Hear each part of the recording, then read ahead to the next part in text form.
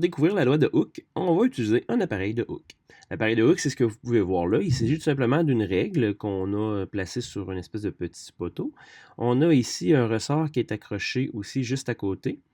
Puis en dessous du ressort, on a le support de masse, puis une petite fil de cuivre là, ici là, qui m'indique à quelle hauteur se retrouve mon ressort.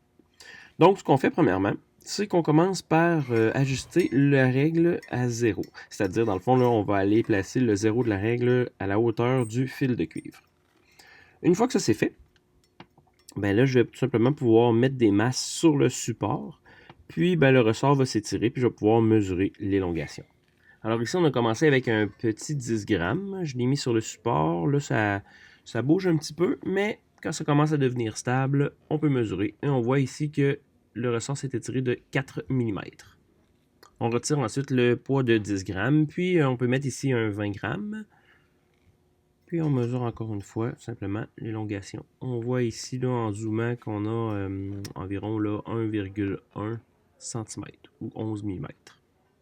Donc, il s'agit de faire la même chose là, pour plusieurs masses. Donc ici, j'ai combiné un 20 puis un 5, ça fait 25 grammes. Puis à 25 grammes, on voit que j'ai une élongation de 1,4 cm. Pour 30 grammes maintenant, on a une élongation de 1,8 cm.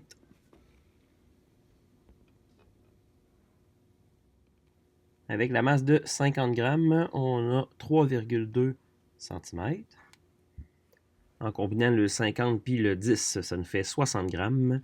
Avec 60 grammes, on voit qu'on a une élongation de 4,0 cm.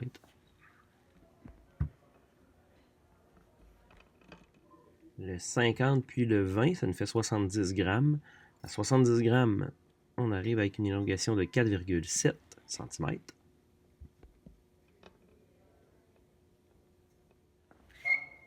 Ici, si je mets le 50, le 20 puis le 10 grammes, on arrive à 80 grammes. Pour 80 grammes, on voit une élongation de 5,4 cm.